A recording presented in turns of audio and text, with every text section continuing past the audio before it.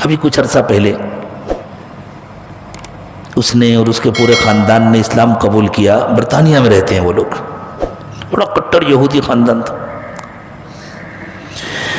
وہ جب ہدایت کا سفر کر رہا تھا وہ بندہ, اور اسلام کو سمجھ رہا تھا, اور اس نے مختلف ملکوں کا سفر کیا تھا. ہمارے ملک ہندوستان نہیں آیا تھا, لیکن بعض اور دوسرے مختلف ملکوں کا سفر کیا تھا. تو اس نے اپنا واقعہ بیان کیا کہ ایک ملک میں گیا ہوا تھا, ایک بڑے اللہ والے تھے. میں ان کی مجلس میں پہنچا. انہوں نے تھوڑی دیر کچھ باتیں کی, دلوں پر توجہات ڈالی, اور پھر یوں کہا کہ کسی کا کوئی سوال ہو تو کرو. تو یہ نوجوان کہتا ہے, میں نے اٹھ کر کے کہا, مجھے بتلائیے جنت اور جہنم کیا ہے.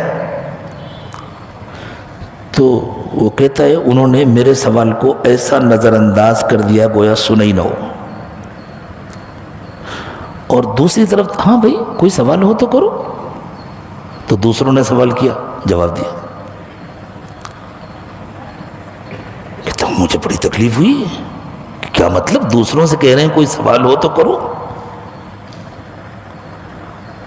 اور میرے سوال کو بالکل نظر انداز کر دیا گویا میں نے کچھ کہا ہی نہیں. تو خیال ہوا ہو سکتا ہے نہ سن پائے ہوں.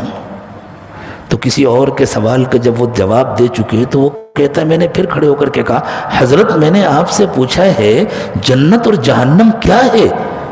تو انہوں نے غور سے مجھے دیکھا اور پھر کہا, ہاں بھئی کسی کا کوئی سوال ہو تو کرو نا.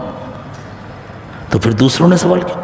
کہتا مجھے اتنا غصہ آیا اندر, اور اتنی تکلیف ہوئی کہ میرا سوال اس قابل نہیں کہ جواب دے سکیں, اور میں اندر پیچ و تاب کھاتا رہا, اور وہ اس کا سوال سن رہے, اس کا سوال سن رہے, اس کا سوال سن رہے. میں غصے میں تڑپ رہا ہوں اندر. جب سب سے فارغ ہو گئے تو میری طرف مسکرا کر کے دیکھا اور کہا, ہاں بیٹا تم نے کیا سوال کیا تھا. تو میں خوش ہو گیا. میں نے کہا, میں نے آپ سے پوچھا تھا کہ جنت اور جہنم کیا ہے. کہا, اتنی دیر تک جو میں نے تمہارے سوال کو نظر انداز کیا تھا تو تمہارے اندر کیا حالت تھی. کہا, مجھے بہت غصہ آ رہا تھا. کہا, یہ تمہارے اندر کی جہنم ہے. میں چاہ رہا تھا کہ تمہیں ذرا جہنم کا تجربہ ہو, اور اب جب میں نے تم سے پوچھا کہ ہاں بیٹا تمہارا کیا سوال ہے, اب کیا حال. کہا, مجھے بہت خوشی ہوئی. کہا, یہ تمہارے اندر کی جنت ہے. دنیا میں جنت اور جہنم یوں ملتی ہے. حقیقی جنت اور حقیقی جہنم کا تعلق تو موت کے بعد سے ہے. وہاں وہ جنت اور جہنم صرف احساس کا نام نہیں ہوگا, وہاں تو جنت کی نعمتیں حقیقت میں ملیں گی. خالدین فیہا ابدا لہم جنات عدن تجری من تحتها الانہار. شاندار باغات بھی ہوں گے, ان کے نیچے سے نہریں بہتی ہوں گی, اور وہاں ہمیشہ ہمیش رہنا ہوگا, لیکن دل خوشی سے بھرا ہوگا. تعرف فی وجوہہم نظرۃ النعیم. اللہ نے فرمایا ان کی خوشی ان کے چہروں پر نظر آ رہی ہوگی. تو دنیا میں خوشحالی کا اور پریشان حالی کا تعلق احساس سے.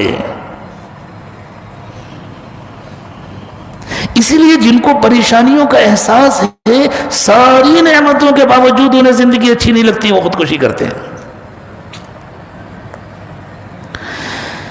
جب مغفرت ہوتی ہے تو اللہ دنیا میں خوشی کا احساس